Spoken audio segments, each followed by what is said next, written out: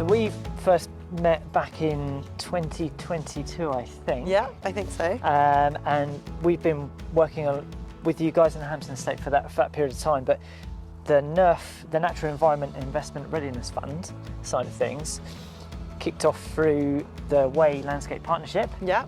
which you're part of, and a conversation that came from other landowners about looking at natural capital. And we've been talking about NFM for some time, natural flood management too. And that all coincided with other conversations with the landowners. And for us going into this third round, that was very much looking at natural capital in a landscape, sub-catchment approach with NFM.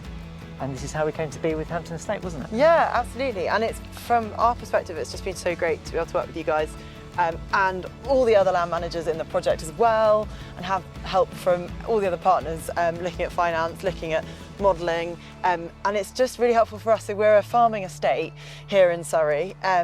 We are managing our landscape. We've got lots of precious habitats. We're managing our landscape along with our regenerative farming principles. But one thing we hadn't really focused on before was how the water flows through the landscape.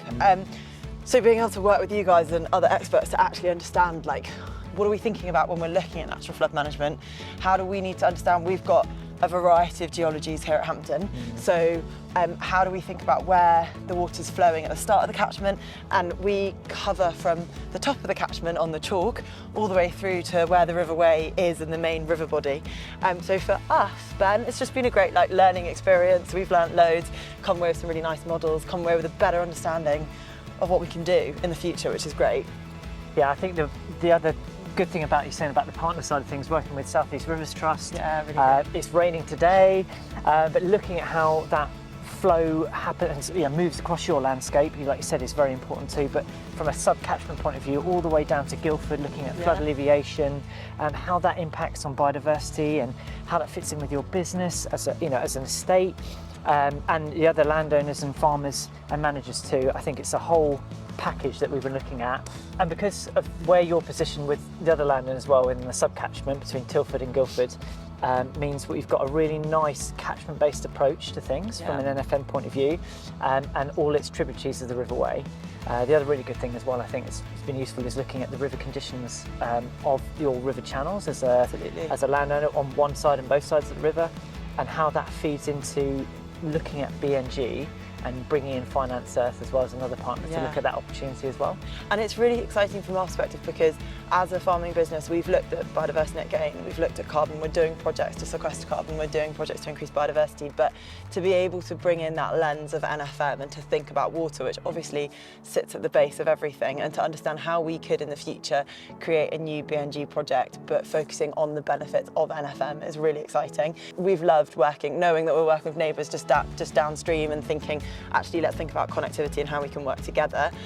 Particularly knowing that the things that we do upstream, whether it's like creating some more ponds, doing some more scrapes, so it's a bit of re-wiggling, whatever it is, that actually will benefit populations downstream. That's really exciting. You can it feels quite far away when you're on the top of the hill, but to know that that's going to benefit a town further south or further west or further east is really, really great. So it's a really exciting project. We have learnt so much. I remember going in at the start and kind of going, Ben, mate, what is natural flood management? And also, what exactly are we talking about on the ground? But through working with South East Rivers Trust, I feel like we've got a really much clearer understanding of, when we say NFM, one of those many buzzwords, what we actually mean and what that looks like on the ground. And we now have a plethora of actions that we could take that we know would help us slow the flow and hold back more water in the landscape, which is really exciting. Absolutely.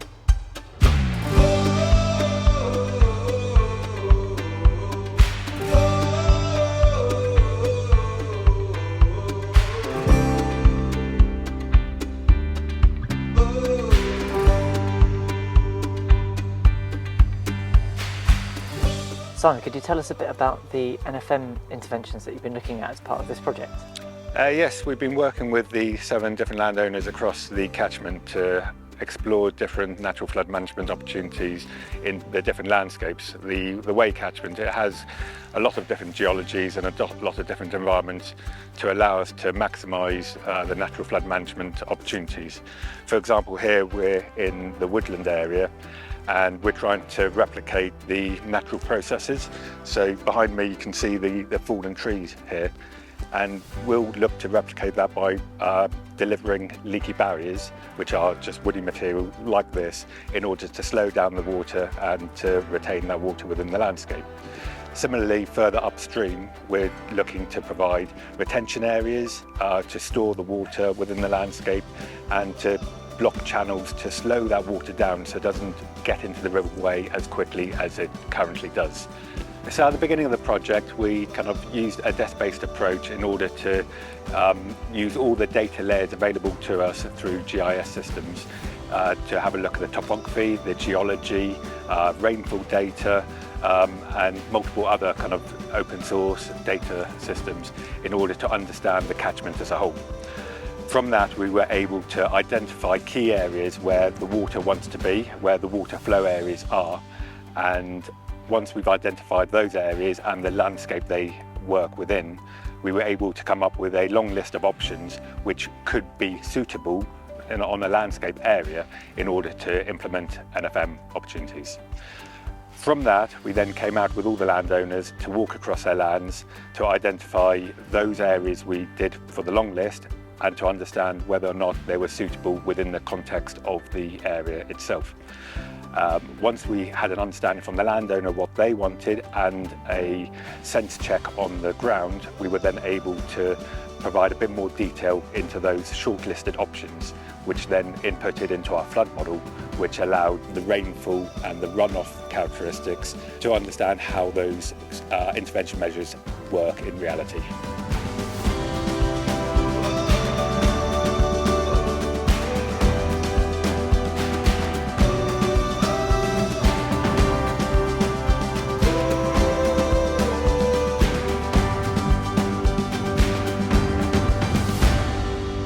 So as an alternative revenue source, we looked at biodiversity net gain, which is England's regulatory scheme, and in particular watercourse B&G. So improving the condition of watercourses, so here at Hampton Estate, the River Wey and its tributaries and other surrounding ditches, and then generating units from those improvements which can then be sold to buyers in the local area with regulatory requirements for them.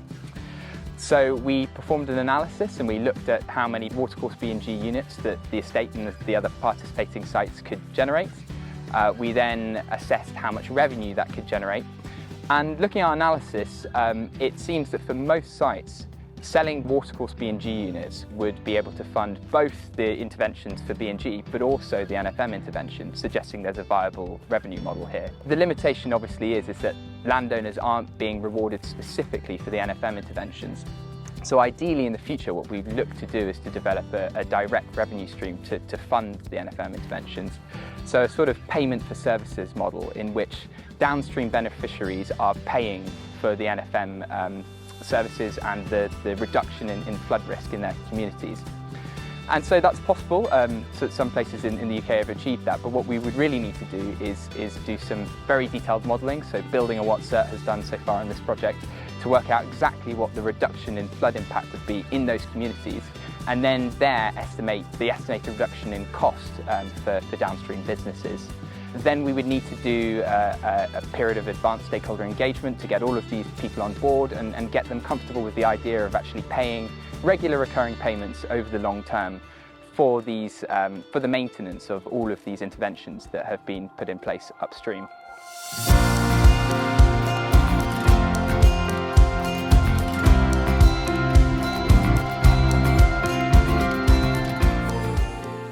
So likely buyers for the watercourse B&G units generated here would be infrastructure developers in the local area.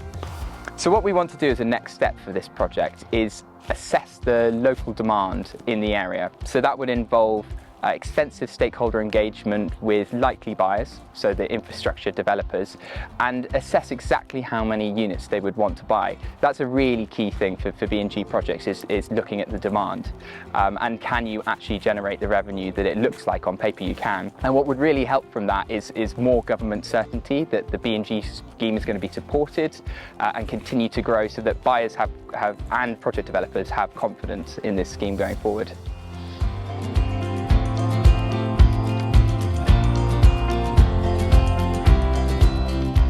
So Molly, from your perspective for the Hampton Estate, Yeah.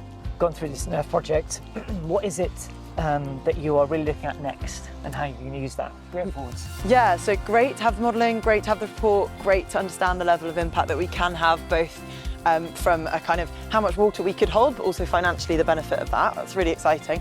And that for us will inform our nature restoration projects going forward. So as I said, we are quite a nature focused business and we already have got some exciting habitat restoration projects going on.